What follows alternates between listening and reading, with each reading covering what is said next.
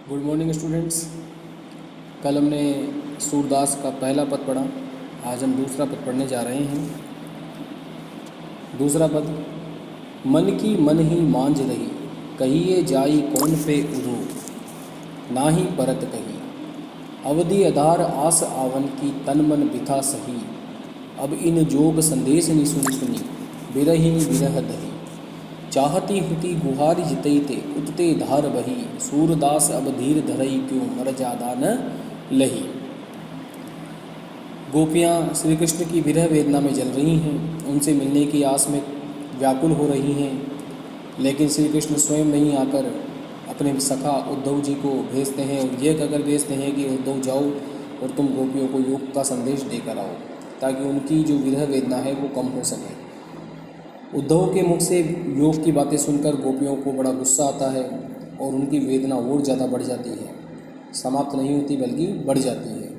तो गोपियाँ इस प्रकार उद्धव जी से कहती हैं कि हे उद्धव, मन की मन ही मांझ रही, यानी तुम जो ये योग का संदेश हमें दे रहे हो, इस तुम्हारे योग संदेश को सुनकर हमारी जो विरह वेदना है वो हमारे मन के मन में ही बढ़ गई है, समाप्त नहीं हुई है बल्कि बढ़ गई है। मन ही मांझ रही, मांझ का मतलब होता है अंदर, मन के अंदर ही बढ़ रही है। कहिए जाई कौन पे उधो, ना ही परत कही। हे उद्धव, हमारी जो ये वेदना है हम इसको किससे कहने जाएं, किसी से कहते नहीं बन रहा है हमसे, हम हमारी वेदना को किसी से नहीं कह सकते। अवधि आधार आस आवन की, तन मन बिथा सही। अवधि आधार आस आवन की, अवधि मतलब समय, आधार मतलब आधार, आवन मतलब आने की, आगमन की, बिथा मतलब व्यथा। अब तक तो हमें भगवान श्री कृष्ण के आने की आस थी, इसी आस पे हम जिए जा रही थी। श्री कृष्ण आएंगे और हमारी वेदना को समाप्त करेंगे, इसलिए अब तक हमारा तन और मन इस वेदना को सह रहा था। अब इन जोग संदेश ने सुनी सुनी, बिरहिनी बिरह दही। लेकिन श्री कृष्ण ने स्वयं नहीं आकर तुम्हें हमारे पास भेज दिया और तुम्हें भेजा, और ये योग का संदेश आकर तुमने हमको सुनाया।